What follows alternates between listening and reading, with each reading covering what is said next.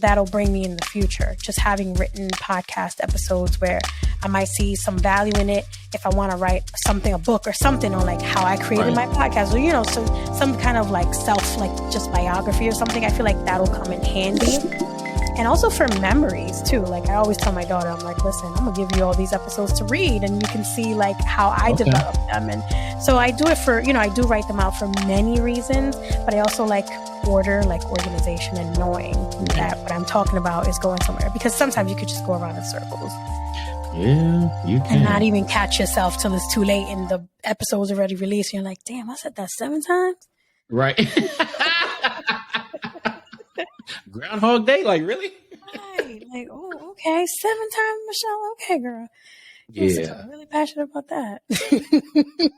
Have you ever so how, like when you do your outlines and stuff like that, do you keep them somewhere so that you can be like, I already did that topic?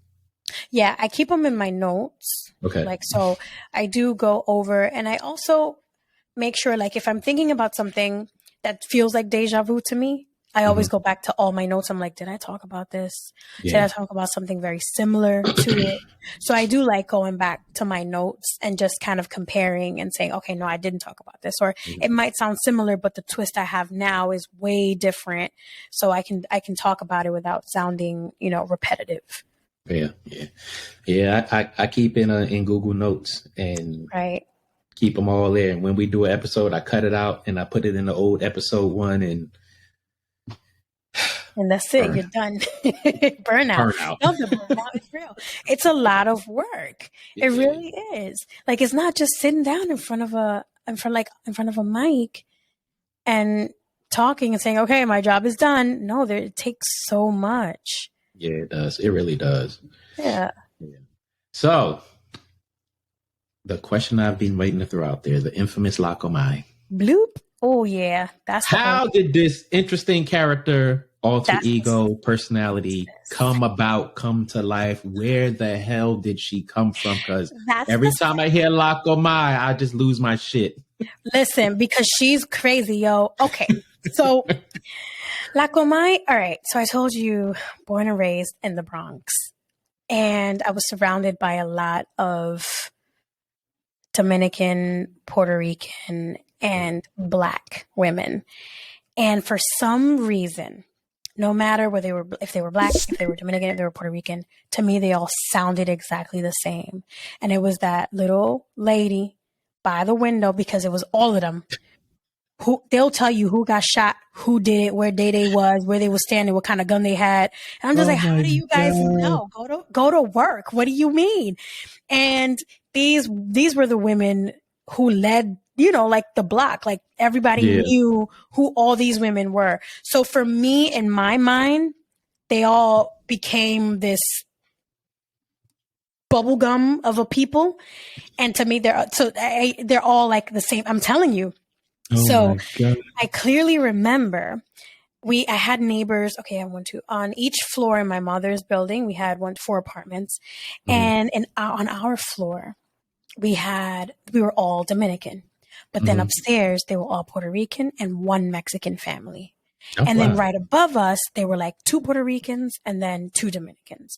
So between like the 2nd, 3rd, and 4th floor, we would all like hang out and throw hallway parties. What is that? I don't even know. We would throw hallway parties and fire escape parties. Wow. So we would travel to each other's like fire escapes. Yo, that's taking it back to when I was little. Thank you. But this is what I'm telling you. And this is how Comai was born. Because being a young girl living in the Bronx and having this like lifestyle, I was privy to all these conversations that I should have really been minding my business about. And that's how she became a person, because it was always, for me, these conversations were always like negative or bashing and, you know, like, oh my God, and oh my God, can you believe you did this? And oh my God, can you believe that so-and-so's son did so-and-so that? So I'm just like, no, like she came out of the kind of like this negativity, and I made her into like this positive person who just loves to gossip, who loves to know everything that's going on in the block, who knows everything that's going on in the block, always has a story, because you talk to any one of my neighbors, they always had a story. Oh, let me tell you what happened with that one down the block, and now she's pregnant, and it's just like, damn, she's pregnant. Like, how do you know that? You never go to work, girl. Like, right. Oh my God. Like, yeah. And, and then because a lot of these women were also like single mothers, they would kind of join together, and like some of them would take us to school. Like my mom would take their kids to school. So we were all kind of like always hanging out together. So we had, in my opinion, I had like a lot of female like mothers, I would say. Right. And to me, in my head, my entire life, they sounded like La Comai. The only thing is, she's just like more positive. I'm gonna mind my business, but I'm gonna tell you how it is because you can't tell me. Like it's just like, girl, like make up your mind. Who do you want to be? Who do you want to be? La Comai is everything. She's everyone. She's basically the Bronx for me growing up. Oh, that's how I interpreted the Bronx growing up, and that's how I created her. I was like, and the thing is, I also like doing. I haven't done like official voiceover work except for like Miss Ty. I've done some stuff for her. And that's just like one of my many talents, I want to say. Like I'm not going to say I'm like the master at voiceovers, but I also wanted to add that part or that element into my podcast because it's who I was. And I told myself, if I'm going to podcast, I'm going to put who I am out there because this is the creative side of me. So with all of that, La Comai was born. So is La Comai going to be on the screen YouTube, or has she already? I want her to. So I'm currently working on something like that. Okay. And I think it's going to be all her, but I don't think it's going to, like, she's going to take over YouTube. I think she'll be kind of like every month, instead of having like 2 episodes, I'll have like 3 where one is just solely La Comai. And it's like ridiculous. So I am thinking about that. I kind of started doing it on YouTube, like on IGTV. I did do like a lot of skits that I like edited myself and I wrote myself and I did them all by myself. Like I recorded everything by myself. I did all on my own. And then I realized I was like, okay, IGTV is cool, but I'm just going to think on like the grander scale, because like I'm tired of just fighting for these views. I'd rather throw it up on YouTube where people all around the world will eventually just fall on it and be like, oh, this is fun. Yeah. There you go. I got a view, instead of whatever subset you get put into Instagram. Yeah. For Black people, La Comai is like Pearl from 227.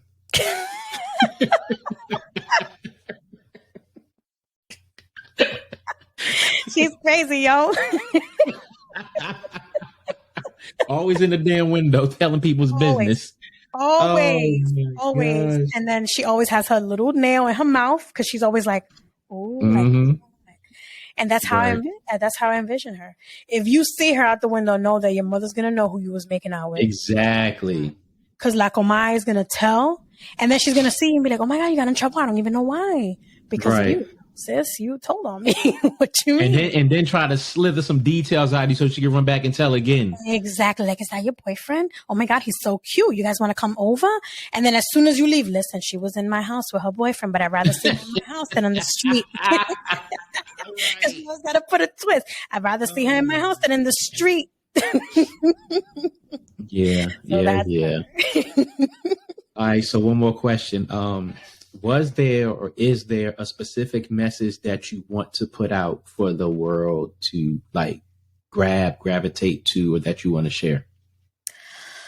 Yeah, and I think it's the same message that I say. Like I say this all the time. Like, if you like, consistency is key. If you're thinking about anything, whether it's podcasting, whether it's anything in your personal life, work, I don't know, whatever it is that you're into, because people are into different shit. If you really do want to, just go for it, because the longer you sit back and you think, well, I don't think it's going to work. Who's going to follow me? Who's going to like this? Listen, there's somebody for everybody out there. And that doesn't only go for, like men and women. That goes for like content. There's something that you do that somebody's going to look at it and say, I can relate to this. I know about this. I went through this. This is funny. Or even if they hate it, they're going to hate to love it. You know? Right. Yeah. And sometimes it be like that. It's like, oh, I hate this so much, but I can't stop watching it. And I don't know why. So just, don't stop. Keep going at it. Burnout is real for anything you do in life, even at work. But if you love what you do, you stop, give yourself a break, pick back up and keep it going because it's worth it. You're right. So that's what it is. Thank you for coming on and spending this time with me, the King in Our Life podcast. So definitely shout out where people can find you. Oh, well, thank you for having me. And you guys can find me on YouTube. You can find me on Instagram at Its.Mi.Chelle. You click that link in my bio. My podcast platforms, it's all on there. If you want to listen to me, just audio, you don't want to see this cute little face, you can just go to any podcast platform and, press play, you follow, like, share, subscribe, rate, review. Oh, what else? What else do people do? Tune in. I don't know. Tune in. Right. Whatever it is, But hey, it was a great conversation with Its.Mi.Chelle. Very animated, so very lovable person. A joy to listen to, a joy to watch. Like she said, go check her out. You're gonna fall in love with Comai if you have that type of personality. I love Comai. Thank you. Yeah. You do. Yes. Don't worry. She loves you, right? Yes. But yeah, that's what it is. King in Our Life podcast. Thanks for joining us and catch us on the next one. Peace. Peace. All righty.